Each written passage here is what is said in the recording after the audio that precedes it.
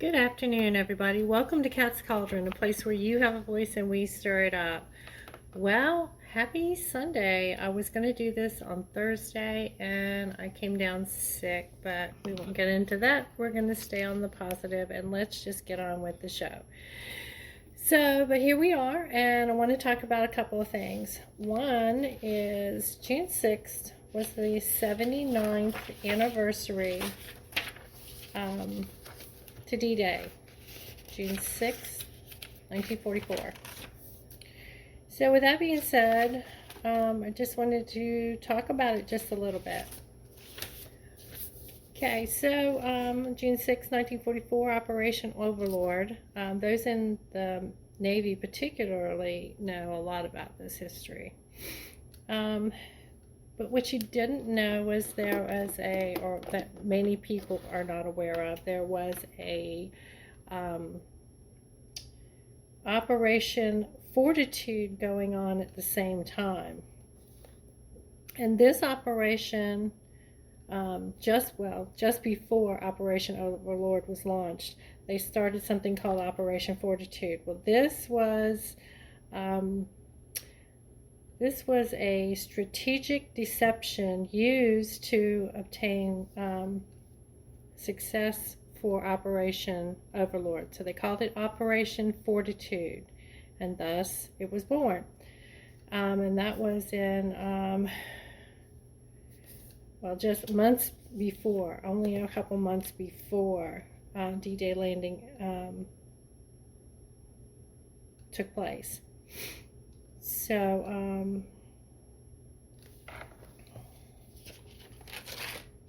see if I can tell you a little bit about it. They created a false troop, and what they did is, of course, you need to have, a bona fide general or big name,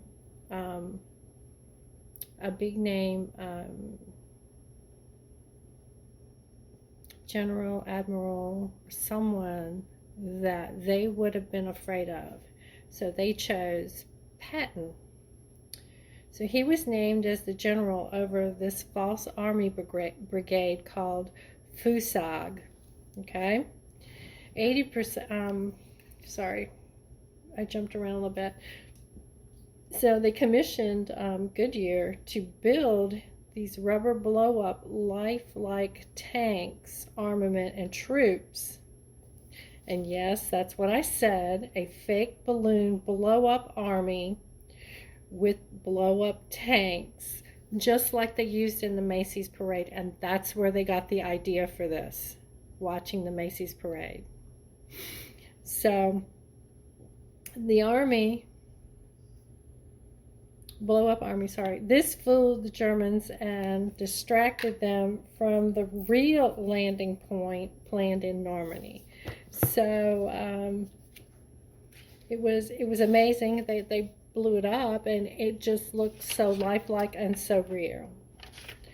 So anyway, I just wanted to touch base with you on that. Let's think about those survivors of those particular World War II. We only have a few left, and you heard the story about my last story, which was about the last survivor of the USS Arizona. So I like to do stories like this because these are really good stories. They're good-hearted, and they really centralize around the veterans. So anyway, I'm going to get back to that, but let's see what I have in my cauldron today. What is in the cauldron? Oh, my favorite. Look at this. I have some really cool products to talk about. Look at this. Hawaiian hazelnut from Soldier Girl Coffee. Let me talk a little bit about her. I have her website right here, and I want to talk just a little bit about it. All right, for those of you who really enjoy good gourmet coffee that doesn't irritate the stomach, this is the coffee for you. It's the only coffee I can now drink and that my daughter can drink. So yes, we are sold. We are purchasers for life. We love our Soldier Girl coffee. So let me put this over here, and I'll look in the cauldron in just a few minutes, but I want to talk just a little bit about it. So if you want to check out her website, it's amazing. It's https://soldier dash, I guess you would call it a dash, that's what I call it, GIRL dash COFFEE dash COMPANY dot myshopify.com. So, and she has a place where you can either buy the coffee, which I firmly encourage. I encourage you to buy the coffee. If you've never had a coffee, everybody I've ever given a package of coffee to are sold for life. They love the coffee and they buy the coffee. So what can I say? You know, if you don't try, you don't know. So that's her website. Carrie Beavers is a Army veteran.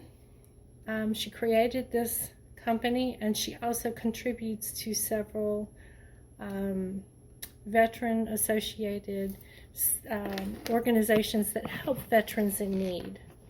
So please patronize her site, please. She also salted caramel. Ooh, that sounds delicious. All right. This is not in my my cauldron to talk about today, but we're going to talk about it because it's a veteran-owned business, and we're going to talk about something called grass hole. When I first heard it, I thought, what is a grass hole? I don't know what this is. And then I realized it's a patented revolutionary protection for sprinkler heads. So it's really cool. So it's veteran-owned and manufactured. So that's really key right there. And it is manufactured in the U.S. So it's called the Grass Hole System. So if you wanted to go there, it would be grassholesystem.com. GRASSHOLESYSTEM.com. So let me tell you just a little bit about this. It says Meet Angus. The grass hole system is a low-cost, patented, long-term solution to sprinkler head damage and alignment problems. Unlike concrete rings, the grass hole system uses advanced flexible ABS plastic that helps inhibit grass growth and sinking. The grass hole system is super tough and will protect your sprinkler heads for years without cracking or breaking. No more digging to straighten out the head, no more service calls to your irrigation system, and it's made in the U.S. That's pretty fabulous. If you go to the site, I'm going to turn this around just a little bit and just kind of show you. It gives you a little, and you can look at it yourself, but I'm going to show you. It gives you a little overview of what it really is. So, turn it just a little bit. So if you can see exactly what they're talking about, that it's easy to locate, easy to cut and shape. So it protects your sprinkler heads. So it's really a cool system.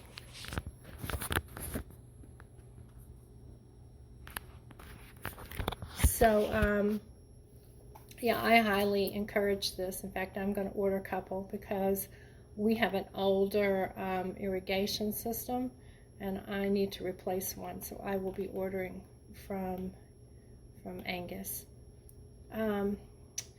So what is a grass hole? A person whose obsessive yard care causes feelings of superiority, leading to aggressiveness and irritability. The grass hole, like our buddy Angus, works tirelessly to achieve a perfect green, debris-free lawn area. First day with my new mouth, folks. Anyone whose yard has a lesser appearance is inferior. Grass holes are very territorial and become highly agitated when humans or animals trespass in their yard area. Yards maintained by grass holes frequently contain enough chemical residue to kill a small animal in contact. Angus is having a bad week, apparently. He's broken yet another sprinkler head. Oh my goodness. So it's very entertaining. It talks to you about a donut hill. I'm not going to go into that. But it tells you what it is. It tells you exactly how this system works. And I'm looking at it. It's very inexpensive. It's compared to some of the other things that I've. So I would highly encourage you to visit grassholesystem.com, please, and make my friend Angus very happy. So the next business I want to talk about is a dear friend. Her name is Shani LeBlanc. I can pull her system up here. Let me see if I can first day with my new eyes too, apparently. My goodness. Yes, there we go. So Shani has her own business. And what I found interesting about her story, and I'm going to read this to you because it was amazing that I didn't know that they had companies out there who literally let you start the business for free. She says, New Skin brand affiliate, and she's a store owner. This opportunity has changed my life, all for free. Our mission is to help all walks of life be, do, and have anything they desire through a free business opportunity on social media. We help others create leveraged income and time flexibility from their phone.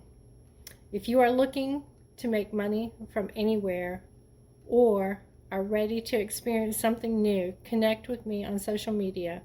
I'd love to help you explore all this has to offer. So in her website, for us old people, I have to actually enlarge, is https://awakened, AWAKENED, beauty, BEAUTY, mynewskin, mynuskin.com. So, and if you have any problems, you can always email me, and I'm happy to send any of these links that you're looking for. I'll send them to you, and you just click on them and go right to these folks' store. Anything you can do to support our veterans that have businesses is awesome, and I appreciate your patronage as well when you are watching my show. Thank you so much. But let me see exactly what's in my cauldron, because I believe I have something from Awakened Beauty in my cauldron. I do. Oh my goodness. Let me tell you about this. This is probably my favorite product. So I do have a few of her products. Okay. It's called New Skin. Can't read backwards. Sunbright Instaglow Tinted Self-Tanning Gel. Now, I use it to even my tan up because I'm out in the sun a lot. But those of you who can't be out in the sun, this is perfect for you. And it doesn't leave your skin orangey. Do I look orange? Do I look orange? I don't look orange. Okay, I love it. It doesn't smell. It has a pleasant odor. It's easy to go on. And so I highly encourage you to visit her storefront. Also, I use the Liquid Body Loofah from New Skin because I'm old and I need to make sure that I get some moisture back into my skin and exfoliate. This is wonderful. It has a wonderful smell. It goes on very smoothly. I love it. I do. And those of us who are my age in the 60s and still have your teeth, you want to keep them from being yellow like a lemon. So I would highly encourage to get the AP24 Whitening Fluoride Toothpaste. Has a very pleasant taste. Tastes like crest. and it doesn't have harsh chemicals, and it whitens your teeth. That's why I smile more. See? So, that was what was in my cauldron today, folks. Again, please visit her shop at Awakened Beauty. My new skin. I want to just say my skin. mynewskin.com. Again, awakenedbeauty.mynewskin.com. And tell Shawnee you heard it from my show. I love it. All right. So the last business I want to talk to you about, and I just love spotlighting businesses that are veterans. I just really do, because I enjoy getting the word out that there are business owners out there that served our country. I have 4 businesses, so yeah. In this day and age, you have to do what you can do. Actually, I have 3 of my own, and I co-own my husband's carpet cleaning business. I'm his company manager, so I'm business sales manager. All right, so I'll put that plug out there for my husband's carpet cleaning business, and that is let's see if I can get this link to come up. I will show you the veterans. Here we go. That's what I was looking for. All right, so the Veterans Ranch. It's theveteransranch.org. They have some exciting news. They're getting ready to move, and I hate that they're not going to be in Florida, but I'm sure that someone will take the affiliate up here in Florida to continue to service Florida residents. It doesn't matter the size of ranch that they're going to have. It's going to be able to service people from anywhere, really. It's amazing. So I'm going to play this video for you because it's just simply incredible. Let me turn it around for you.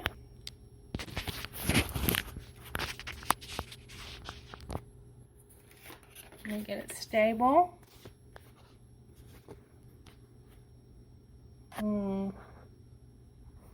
That didn't work out the way I planned.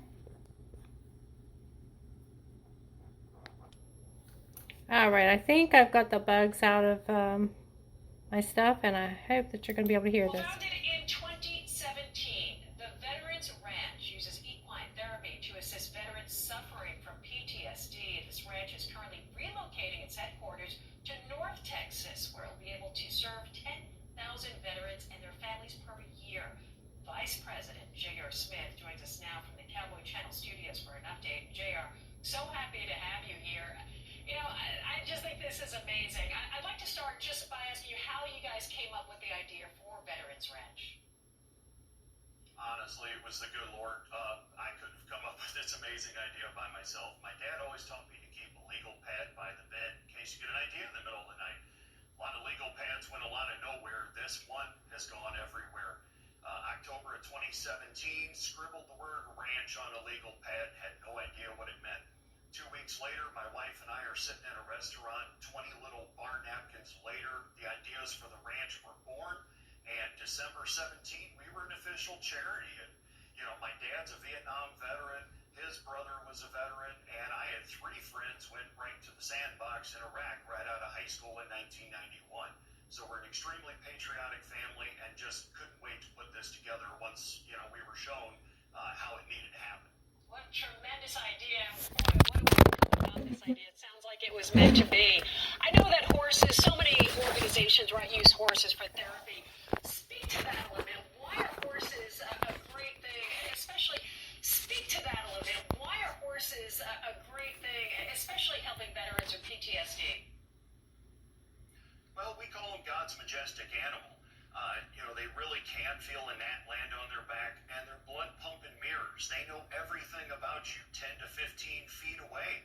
So whether it's stress, anxiety, fear, happiness, whatever it might be, they're going to reflect back to you what you're putting to them. So just by simply initially putting a grooming brush in a veteran's hand, getting their hands on that horse, working that rhythmic motion, helps them detach their mind a little bit, leave some baggage at the door, if you will. And, you know, what we always say is through horses, you can come full circle and lay down any heavy coats of burden and walk off that new and improved version of yourself. Yeah, I love that. I'd like you to talk about what happens when a veteran gets there. What are the first few steps, and what do they encounter when they first arrive at the ranch?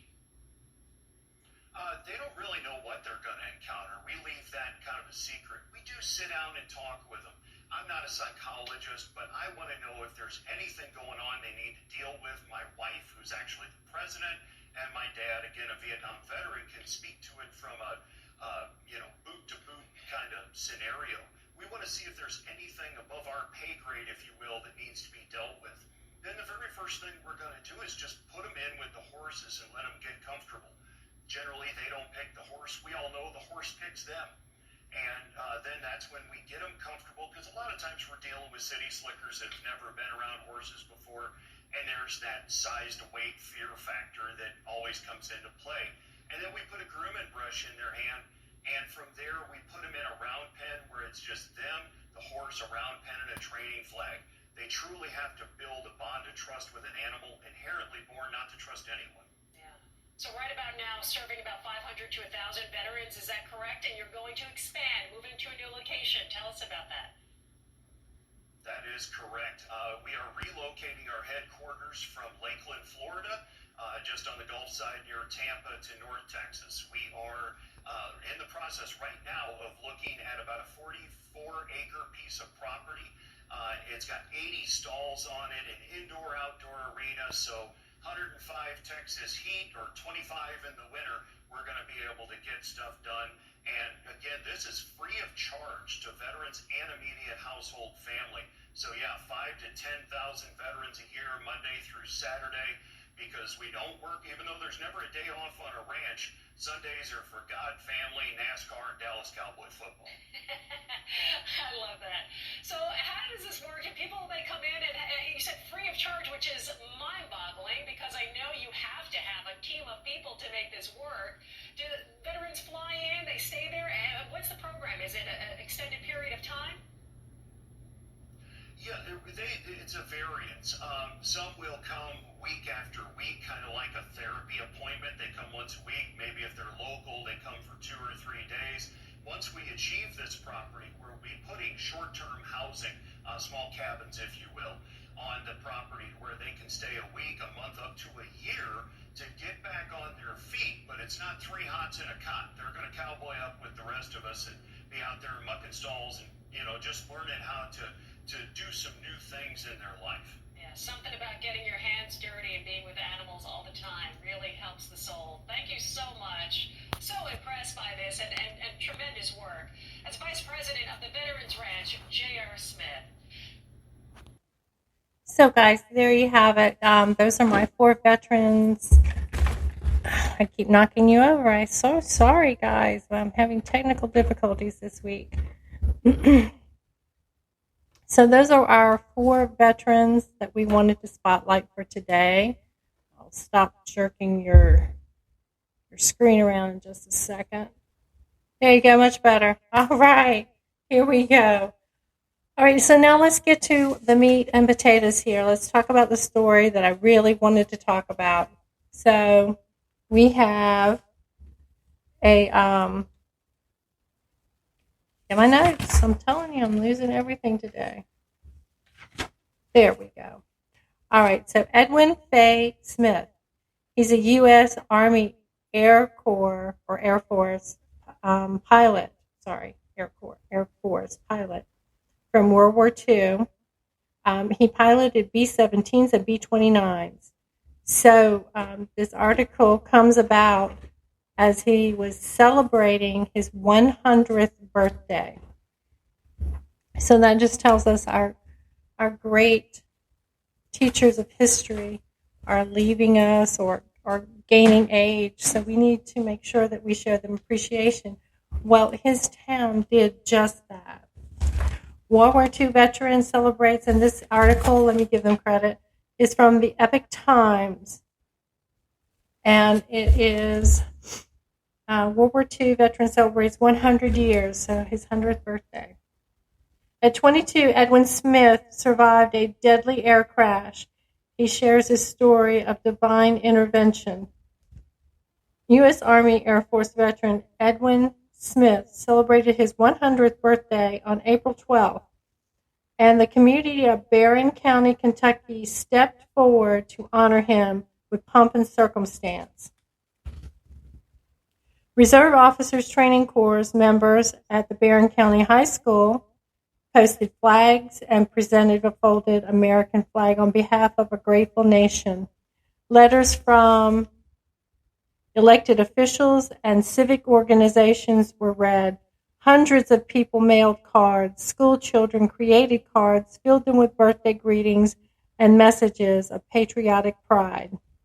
A local vintage aircraft enthusiast brought his World War II tail dragger, a 1941 L-9B Stinson, to the party. The veteran bike groups rode in from Lexington, Kentucky. Signs, banners, and balloons were on full display. I never thought I would live this long, but it's a wonderful day, Smith said as he greeted family, friends, and strangers. His birthday celebration started the previous month when he was honored by Barron County Fiscal Court and his alma mater. Western Kentucky University honored him with a Distinguished Alumni Award. The award was presented to him by Centenarian J. Lee Robertson, who also served in World War II. Robertson welcomed him to the Century Club, and the two shared stories of their remarkable lives.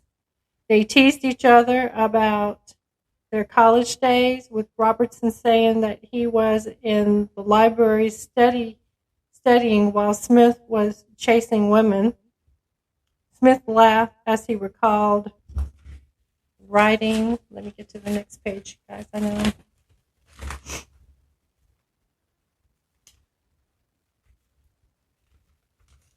It's a really good article. I couldn't believe it.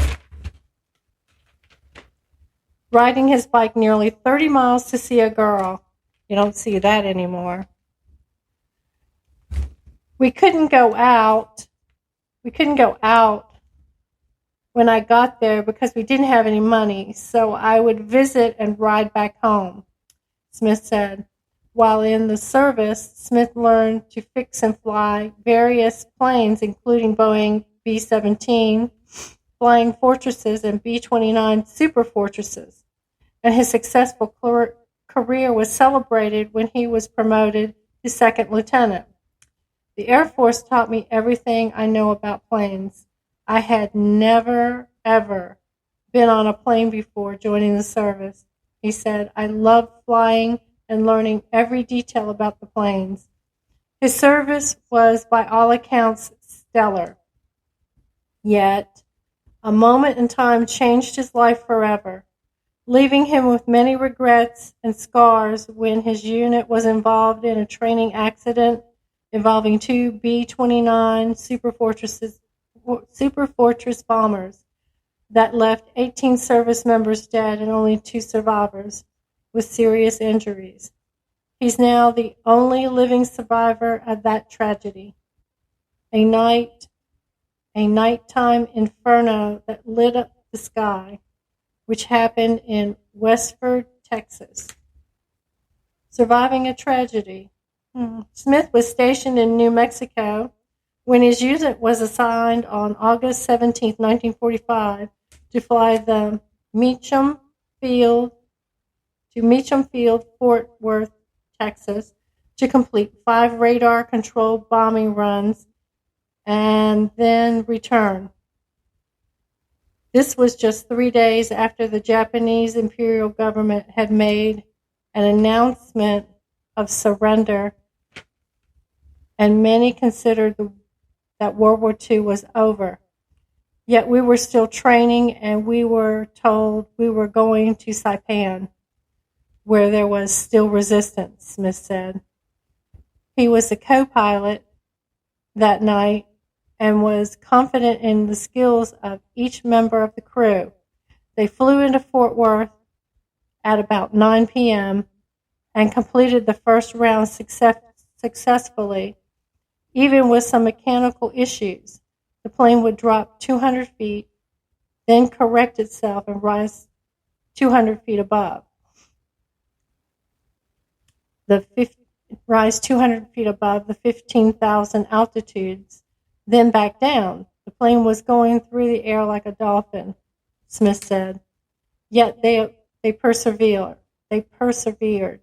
As the pilot began to make the southerly bank, Smith heard him say, "Oh my God." As he looked up from the instrument panel, Smith saw a blue light and felt an impact. He thought he had hit a passenger plane. The collision caused the plane to explode and catch fire quickly due to the massive amounts of fuel on board. As the plane veered toward the ground, its fate was sealed. I knew nobody was going to survive, and I figured my best option was to parachute out, Smith said. He adjusted his parachute and ripcord as he planned to escape out of his co-pilot window. He attempted to climb out of the window, but he couldn't pull himself through the small opening, unable to free his lower body. The parachute didn't open. The slipstream was so strong I couldn't straighten up. I knew at that point I was going to die. And I began to pray that God would save my soul.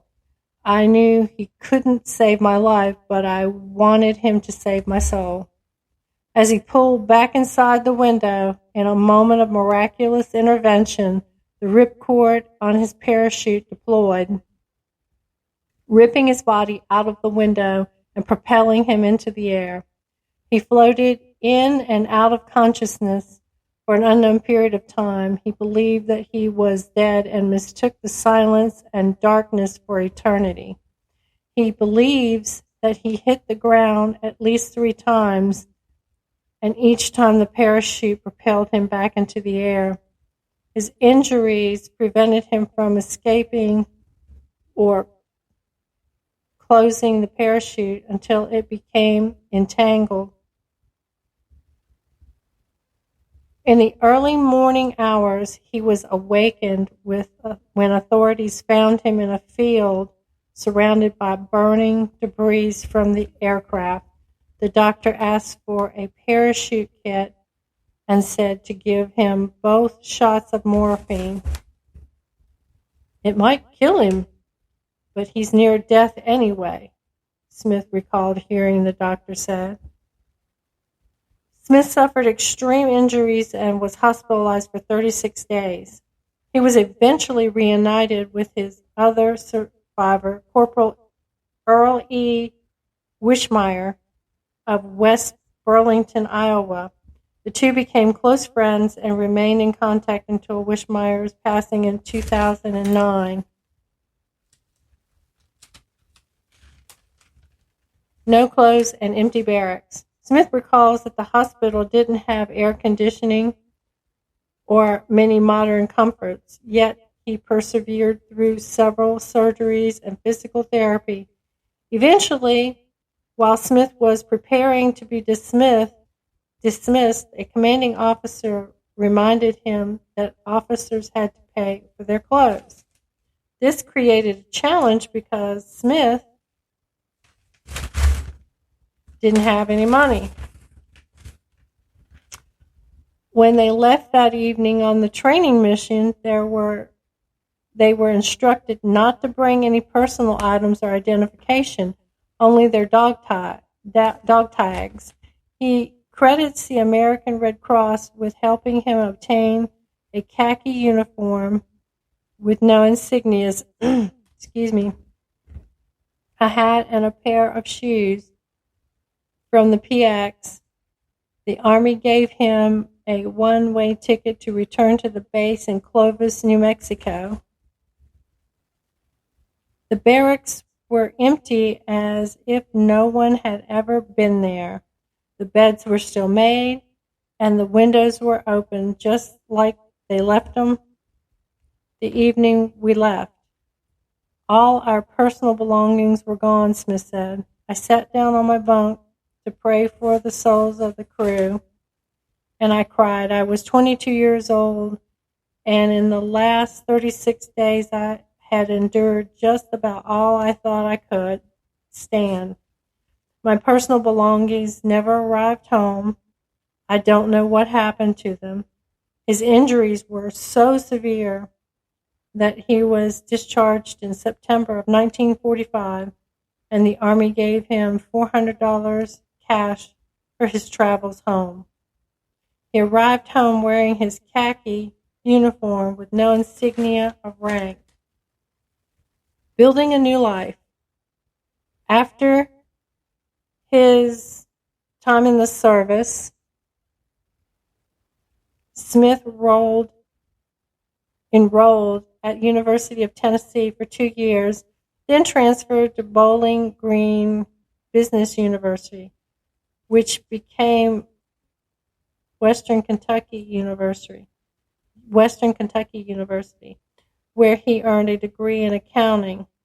His career included working with the IRS, selling and buying real estate, and auctioneering.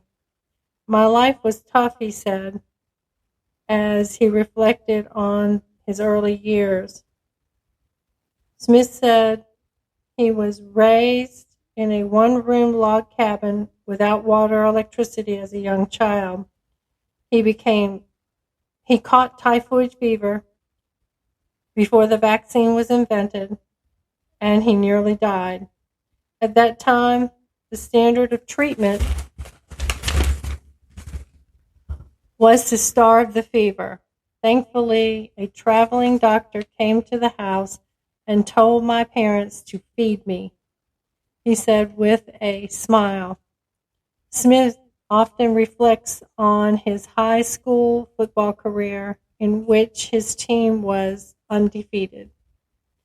I was offered a football scholarship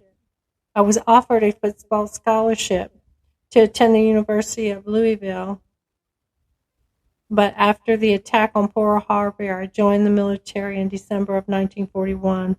I wanted to serve my country, he said.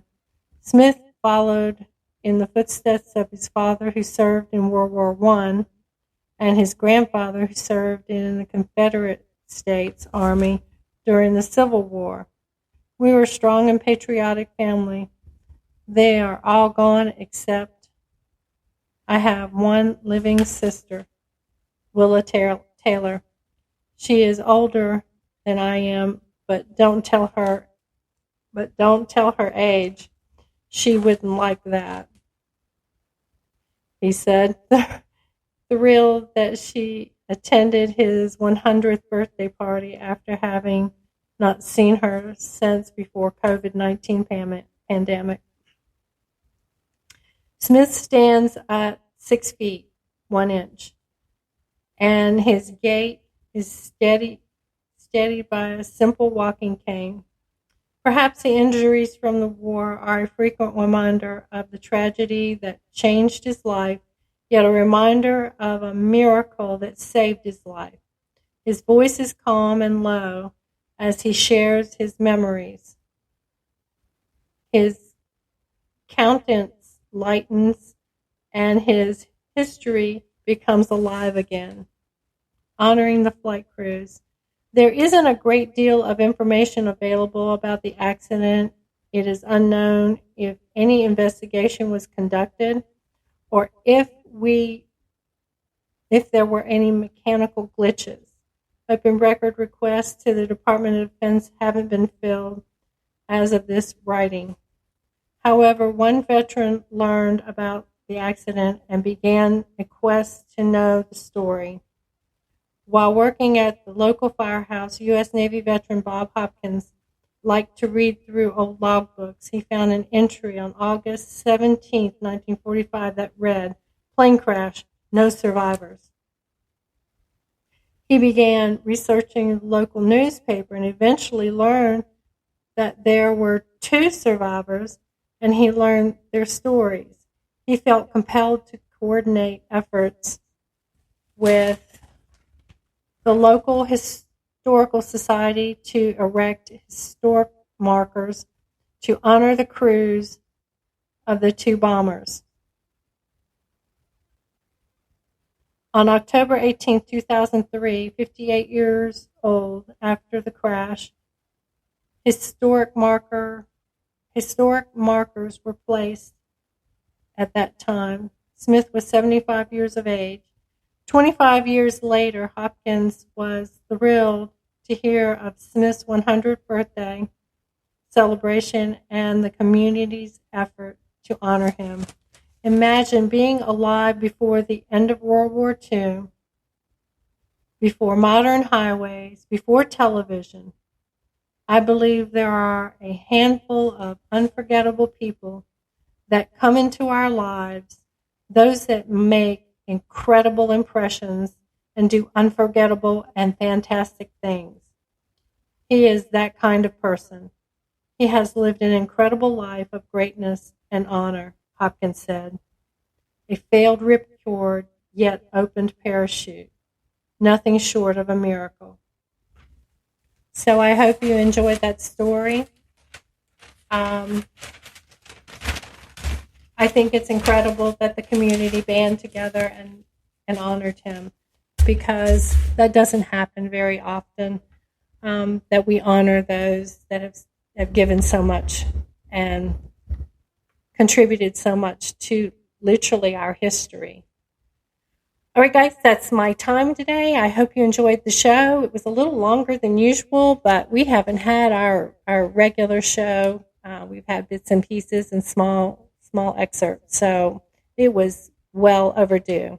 As always, you can reach me on www.spreaker.com. You can reach me on Anchor, Odyssey, Google Podcasts, iHeartRadio, Getter, Reddit, Spotify, TikTok, Instagram, Facebook, YouTube, and True Social.